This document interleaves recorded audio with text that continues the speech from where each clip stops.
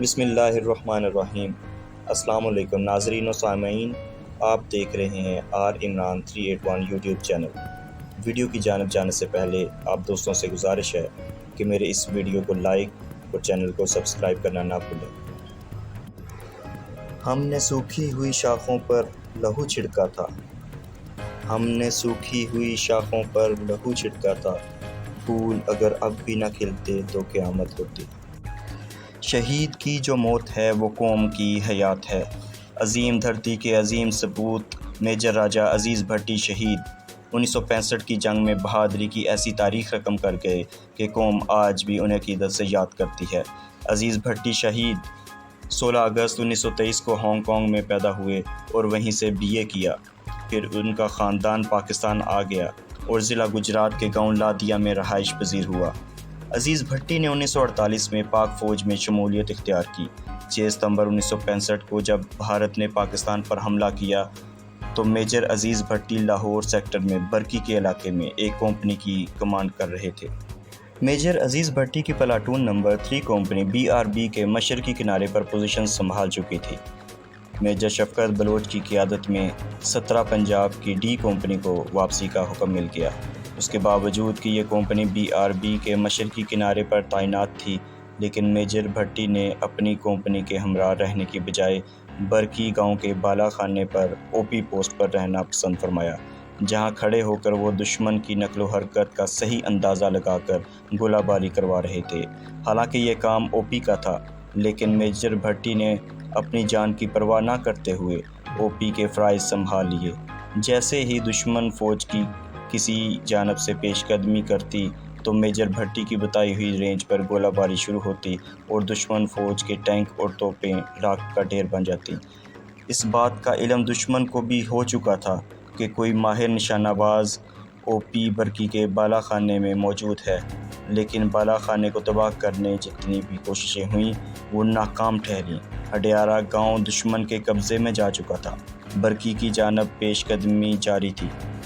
7 ستمبر کا سورج طلوع ہوا تو میجر بھٹی نے نماز سے فراغت کے بعد جب دوربین آنکھوں سے لگائی تو برکی خرد اور برکی کلاں کے درمیان درختوں کی اوٹ میں دشمن کی نقل و حرکت دکھائی دی۔ آپ نے مقام اور رینج بتا کر توپ خانے کو گولہ باری کا حکم دیا تو دشمن کی نفری وہیں بھسم ہو گئی اور بارود کو آگ لگ گئی۔ ایک بار پھر دشمن کے طیارے بالا خانے پر حملہ آور ہوئے تو پاک فضائیہ کے شاہینوں نے انہیں خاک چٹا دی۔ جنگ شروع ہوئے 3 دن اور 3 راتیں گزر چکی تھیں۔ کمانڈنگ آفیسر نے میجر بھٹی کو آرام کی غرض سے واپسی کا حکم دیا۔ میجر بھٹی نے جواب دیا، سر یہ بڑا نازک محاذ ہے، میں یہاں دشمن کی چالوں سے پوری طرح واقف ہو چکا ہوں۔ نئے آفیسر کو ان چالوں کو سمجھنے میں وقت لگے گا، جبکہ ہمارے لیے ایک ایک لمحہ قیمتی ہے۔ گزارش ہے کہ مجھے محاذ جنگ سے واپس نہ بلایا جائے۔ اسی اثناء میں حوالدار اکرم کھانا لے کر آ گیا۔ وہ میجر بھٹی سے کہنے لگا، میں اچھا آبزرور ہوں، آپ کھانا کھائیں، میں دوربین سے دشمن کی نقل و حرکت دیکھتا ہوں۔ حوالدار اکرم نے دوربین سے دیکھا کہ ایک جیپ اور ٹرک بالا خانے کی جانب تیزی سے بڑھتے چلے آ رہے ہیں۔ حوالدار اکرم نے رینج بتا کر فائر مانگا تو رینج صحیح نہ ہونے کی بنا پر فائر ضائع ہو گیا۔ میجر بھٹی نے کھانا چھوڑ کر دوربین سنبھالی اور صحیح رینج پر گولہ باری کا حکم دیا تو وہ جیپ اور ٹرک بھی راکھ کا ڈھیر بن گئے۔ دشمن کو مسلسل تازہ کمک مل رہی تھی اور دباؤ میں حد درجہ اضافہ ہو رہا تھا۔ بارودی سرنگیں بچھانے کے بعد میجر بھٹی نے جوانوں کو BRB کے کنارے پر پہنچنے کا حکم دے دیا اور خود بالا خانے سے ابھی اترے ہی تھے کہ بھارتی فوج کا ایک مسلح دستہ نیچے کھڑا دکھائی دیا۔ بالا خانے سے ابھی اترے ہی تھے کہ بھارتی فوج کا ایک مسلح دستہ نیچے کھڑا دکھائی دیا۔ سکھ حوالدار نے ہینڈز اپ کہا اور مشین گن کی نالی میجر بھٹی کے سینے پر رکھ دی۔ اشارہ ملتے ہی مشین گن چلی اور تمام بھارتی فوجی زمین پر ڈھیر ہو گئے۔ جو زندہ بچے وہ بھاگ نکلے۔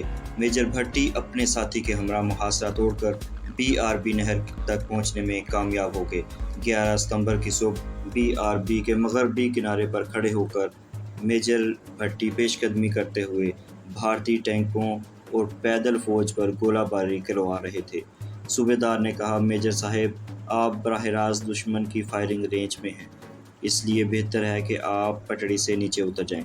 میجر بھٹی نے جواب دیا، اس سے اونچی جگہ اور کوئی نہیں، جہاں سے میں دشمن کی نقل و حرکت کا مشاہدہ کر سکوں۔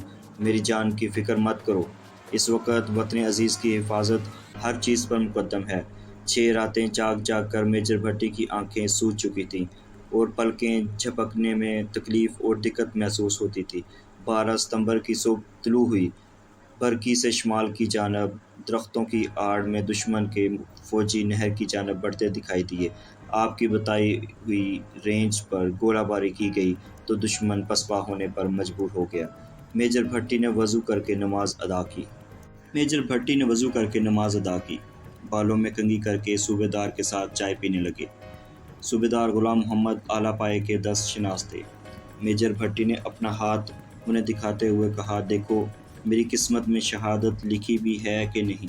صوبیدار نے بتایا، شہادت لکھی تو ہے، لیکن اس بات کا علم نہیں کہ یہ مرتبہ کب آپ کو ملے گا۔ میجر بھٹی نے اپنا ہاتھ پیچھے کھینچتے ہوئے کہا، میں تمہیں بتاتا ہوں کہ میری شہادت بہت قریب ہے۔ اس کے بعد میجر بھٹی نے ایک جوان کو اپنی وردی لانے کو کہا۔ وہ کسی اور کی وردی لے آیا۔